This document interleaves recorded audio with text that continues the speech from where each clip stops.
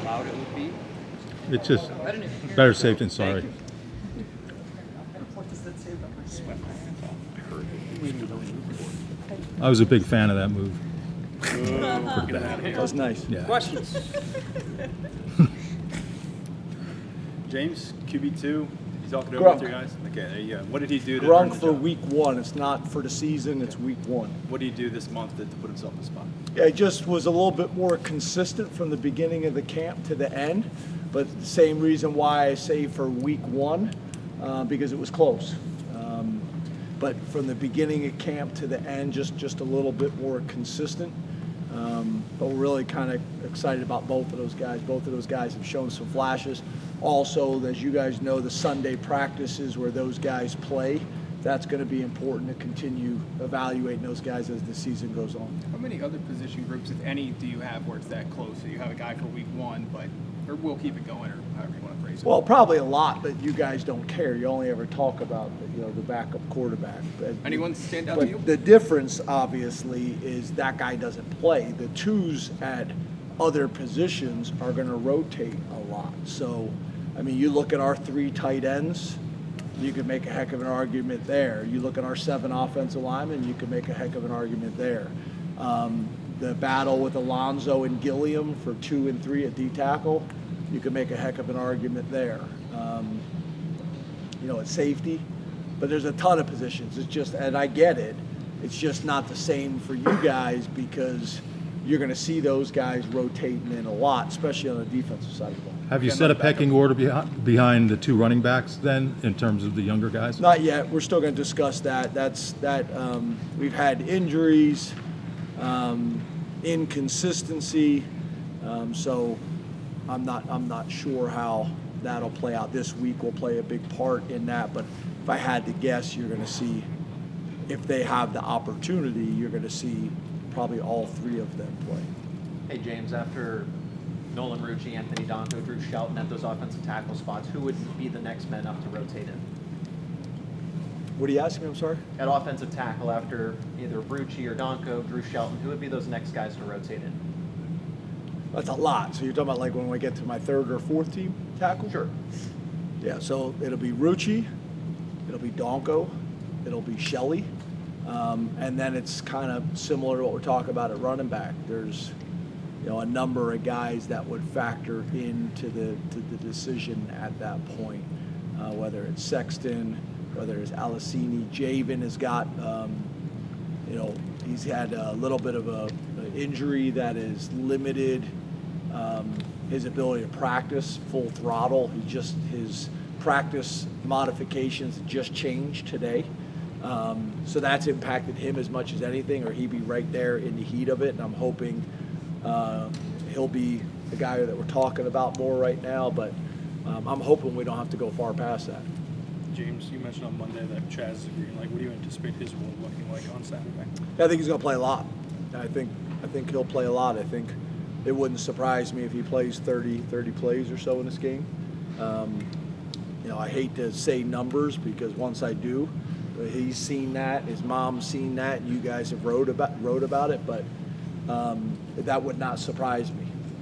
Hey James, you've talked a lot this offseason about changing from a 4-3 to a 4-2, but last year you went in with the intention of playing 3 safeties and you played nickel quite a bit last year. So I guess what are the differences this year aside from, or that make that change notable in your mind? Yeah, so I think, it's funny because when I was at Vanderbilt, we were a 4-2-5 team. Now, I will say this, it was a kid that grew into a linebacker but started his career at Vanderbilt as a corner. Then coming to Penn State, it's hard to be at Penn State at LBU and not have 3 linebackers on the field. Some of that also I think was Brent Pry and his opinions, but it was the right thing to do, and we played really good defense doing it that way, and then subbing to nickel when it was appropriate. Last year was more about how do we get our best 11 on the field, and being able to play. You could make the argument we may have had the 3 best safeties in the country, a combination of 3 when they were all healthy. But obviously that changed significantly when we lost KJ Winston.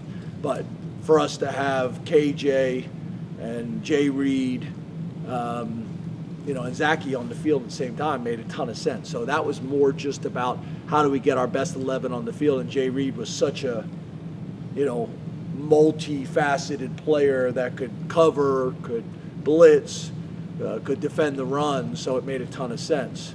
And then once we lost him, then it went back to more of a nickel personnel based on what they're doing offensively, what the down and distance is. So, this is more leading with 4-2-5, but then we're going to have the ability to go sub package, and our sub package will be 4-3 now, which it was just the other way around. So it's really tomatoes, right? It's very similar, just it depends on who do you call base. James, That makes sense. sorry. A few minutes ago, you mentioned 3 guys in the mix for RB3. I think, at least in public settings, it's been a 5-man conversation for us about RB3. Who are those 3 guys that are in that mix? Who are the 5 guys you're talking about? Everybody but Nick and Katron is on a scholarship. I mean, Tyke and Jabri, then Quentin and Corey, and then Cam have been kind of the 5 we've been generally talking about. Yeah, I think for the most part, it's the returners. It's Cam and Corey and Quentin. Tyke's done some really good things that's made him a part of the conversation. Jabri, when he'd been practicing, did some really nice things as well. But Jabri just got here in the summer. That makes things difficult. So, Jay Paterno, personal. Interesting call. Really interesting. Lost my train of thought. But really those 3 guys and maybe a 4th. You talked out in Las Vegas about wanting to see what you could do differently or better or more productive in year 2 with Justin Lustig on special teams. So what have you learned about that group over the last month? Yeah, I think last year,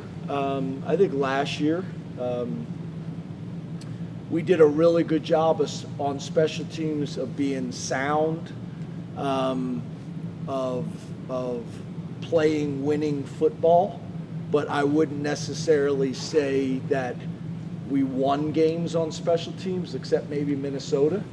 But I thought we played complementary football with special teams. I think this year we got a chance to do what we did in the Minnesota game and do that maybe a couple times this year, as well as playing winning football the other games too.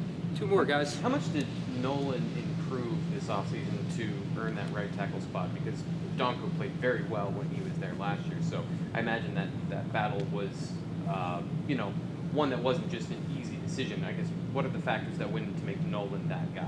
Yeah, it was more about how do we get our 5 best on the field. So it really had more to do with, I wouldn't say more to do, but equally as much about the right guard battle. And if Donko wouldn't have been the best option at right guard, then it would have been a true competition in tackle. So it was really a combination of those 2 positions together, and how do we get our best 5 on the field, even though we feel like we got 7 guys that we can win with. James, how deep do you think you guys can go at defensive tackle? Because we've heard a lot about Randy this preseason too, and for a young guy to hear that much about, is he a guy that maybe you see a little bit early on, or what has he maybe done to impress you? Yeah, Randy's just very, very powerful. He's a very smart football player. He's one of these guys that I could really see, play a little bit in the first couple weeks if we get the opportunity to, and then maybe you don't see him for a little bit, and then I could really see him being a guy that late in the season and postseason is a big part of the rotation. That's one of the notes that I wrote down to talk about with the staff tomorrow. There's the developmental process that we've gone to this point, but there should be another significant conversation around mid-season, and there should be 3 to 5 guys that we're talking about more significantly than we are now, and then it could be the same thing game 9 or 10, right? With the rules, with how many games they can play in and the postseason rules and things like that. If we're truly a developmental program, there should be some guys factoring in that you may not see much early in the season, but they just continue to get better and better and better. Thanks, Coach. Thanks, guys. Thanks, Jake. That was hilarious.